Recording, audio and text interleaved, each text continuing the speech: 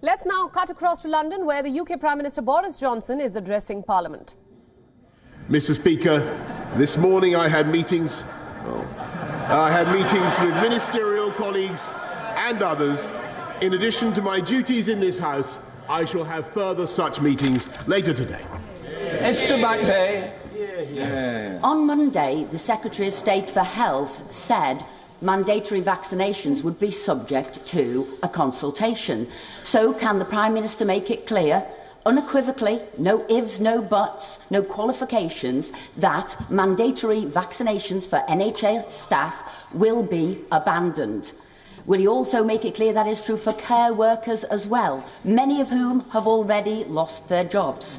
So what support will the government be giving to get those care workers back into the care sector, and will those who've lost their jobs get compensation?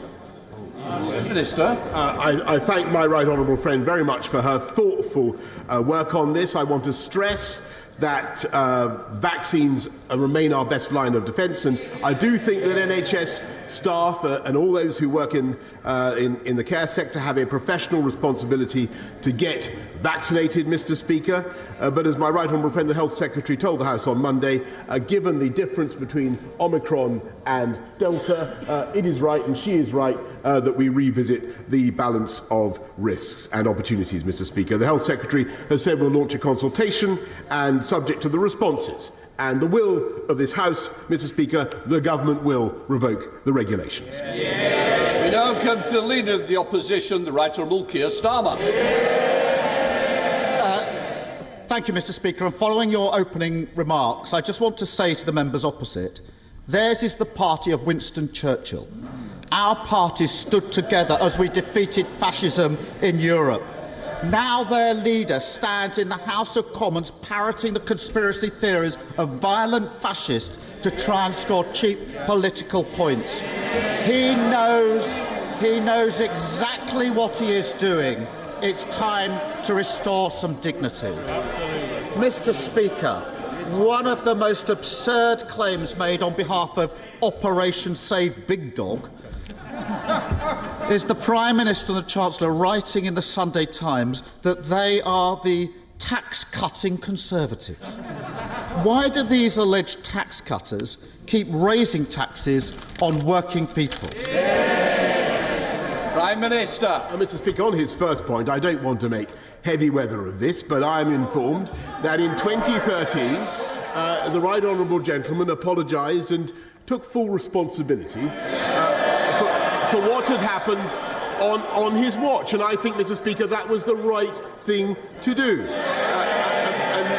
And Mr. Speaker, on what we're doing to tackle cost of living and taxation, Mr. Speaker, our COVID recovery plan is absolutely vital in helping people with the cost of living, lifting up universal credit payments, Mr. Speaker, by cutting the tax that people effectively pay, lifting the living wage, Mr. Speaker, helping councils with another £500 million for those who are facing particular hardship, Mr. Speaker.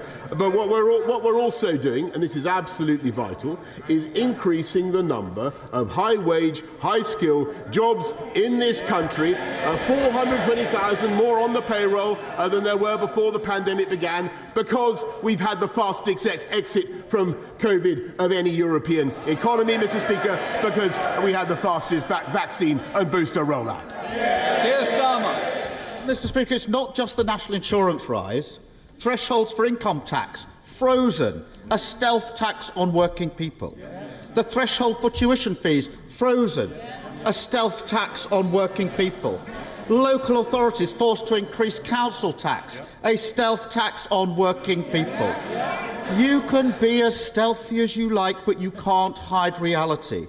We have the highest tax burden for 70 years. During the middle of an inflation crisis. So I ask the Prime Minister again, why do he and the Chancellor keep raising taxes on working people? Prime Minister. Mr. Speaker, what we are doing is helping people with the cost of living, cutting taxes for those on universal credit, Mr. Speaker, as I have said, helping people with the cost of their fuel, Mr. Speaker, with the cold weather payments, the warm homes payments, Mr. Speaker, doing all the things that this country would expect, lifting the living wage, which this party, Mr. Speaker, introduced. This government has increased by the record amount, Mr. Speaker. And above all, the most important thing that we are doing is helping people into work. 500,000 people off welfare into work under our Way to Work scheme. More people in work now than before the pandemic began, and that is the record of this government. Labour, never forget, Mr. Speaker, there's never been a Labour government that left office with unemployment lower than when they entered. Check that out, Mr. Speaker. Lots of words, lots of bluster, no answers. Word of warning. Word of warning, Prime Minister. That's not going to work with the police.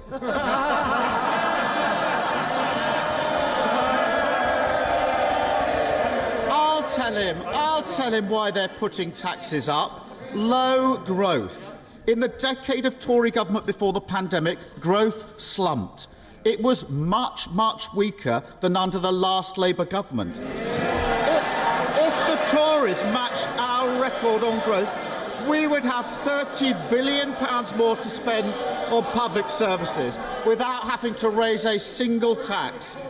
Mr. Speaker, surely even this Prime Minister doesn't need someone else to tell him that he and the Chancellor are having to raise taxes because the Tories failed to grow the economy over a decade. Prime Minister! No, Mr. Speaker, I think everybody in this country can see that we've been through the biggest pandemic since for 100 years, that we've looked after the people of this country to the tune of £400 billion, that we've put into furlough and all the other schemes, 11.7 million people protected. Everybody knows the cost of that, Mr. Speaker.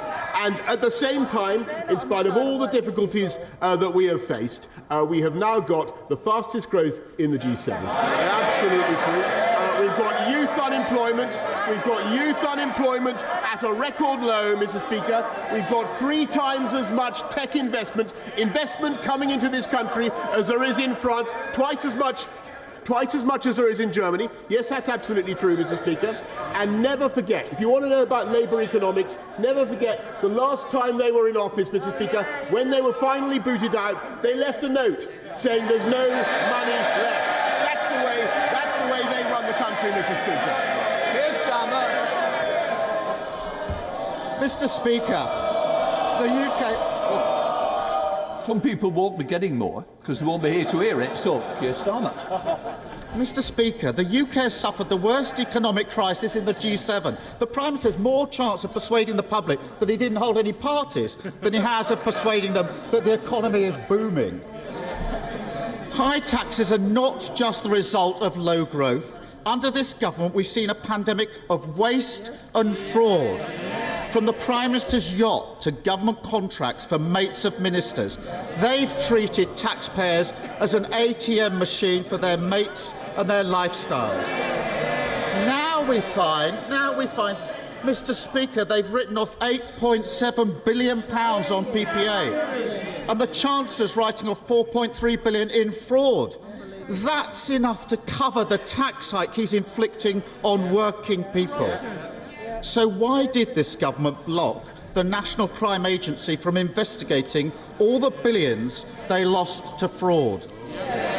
Prime Minister! Mr. Speaker, of course we despise fraud and those who steal from the taxpayer, and that's why we've already recovered £743 million in lost furlough money, Mr. Speaker, £2.2 billion that was stolen in bounce-back loans, and we will go on. But I have to tell you, Mr. Speaker, that I am proud of what this government and this country did in securing record quantities of PPE and record time, Mr. Speaker, in furloughing and looking after the entirety of British business and society in the way that we did, Mr. Speaker.